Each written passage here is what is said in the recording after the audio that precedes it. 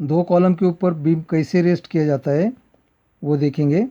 ये दो कॉलम दिया हुआ है, ये दो कॉलम के ऊपर अपन ये बीम ऐसा रेस्ट किया हुआ है। ये बीम रेस्ट करते समय बीम का ये जो दो बॉटम के बार है इसको लास्ट में यल होना ज़रूरी है। ये भी कॉलम में यल दिया हुआ है और दूसरे कॉलम में भी यल दिया हुआ है। वैसे टॉप के बार को भी कॉलम में लास्ट में यल देना ज़रूरी है दोनों बाजू। ये बीम के टॉप के बार और बॉटम के बार को जब अपन दोनों तरफ कॉलम में यल देते हैं तो ये कॉलम और बीम का जॉइंट का जंक्शन का ताकत बढ़ जाती है। कॉलम का और बीम का जॉइंट अच्छा होता है, उसकी ताकत बढ़ जाती है। ये बीम के ऊपर अपन ईंट का बांधकाम करते हैं या तो बीम के ऊपर स्लैब का भी लोड आता है, तो वो लोड के हिसाब से स्टील दिया जाता है, बीम का डिज़ाइन दिया जाता है, बीम का साइज़, बीम में क्या क्या स्टील डालना है क्या क्या नहीं डालना है वो लोड के हिसाब से दिया जाता है। कभी कभी ये कॉलम का डिस्टेंस 10 फुट भी होता है, 12 फुट भी होता है, 15 फुट भी होता है। उसी के हिसाब से ये बीम का साइज़ दिया जाता है। समझो ये 6 फुट 8 फुट का डिस्टेंस है दोनों कॉलम के अंदर, तो ये बीम की साइज़ 9 12 भी चलेगा। 11 फुट या 12 फुट का डिस्टेंस है तो ये बीम की साइज़ 9 15 हो जाएगा। ये कॉलम का डिस्टेंस समझो 15 फुट है, 16 फुट है, तो ये बीम का साइज़ 9 इंच बाय 18 इंच भी हो सकता है। और उसी के उस हिसाब से जितना कॉलम का डिस्टेंस ज़्यादा रहेगा उतना बीम के ऊपर ईंट ज़्यादा बांध कम आएगा, उतना लोड ये बीम के ऊपर बढ़ जाएगा।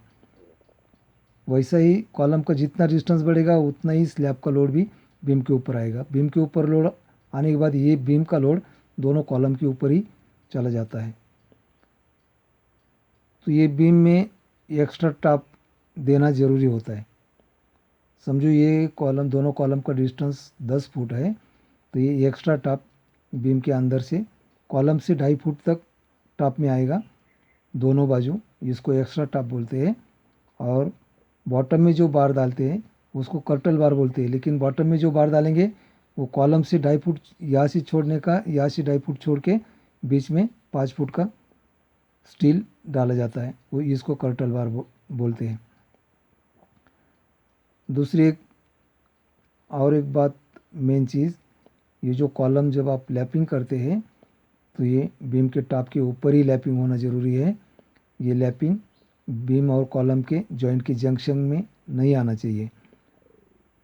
कॉलम का लैपिंग बीम टॉप के ऊपर चलेगा या बीम के बॉटम के नीचे कहीं भी चलेगा, लेकिन बीम और कॉलम के जॉइंट जंक्शन में कॉलम का लैपिंग नहीं आना चाहिए। अभी ये दो कॉलम है, दो कॉलम में समझो 10 फुट डिस्टेंस होता है, 12 फुट भी होता है, 15 फुट भी होता है। उसी के हिसाब से कॉलम का भी साइज़ बढ़ता है कम होता है। 9 12 का कॉलम दिया जाता है, 9 15 के भी कॉलम दिए जाते हैं, 9 18 के भी कॉलम दिए जाते हैं।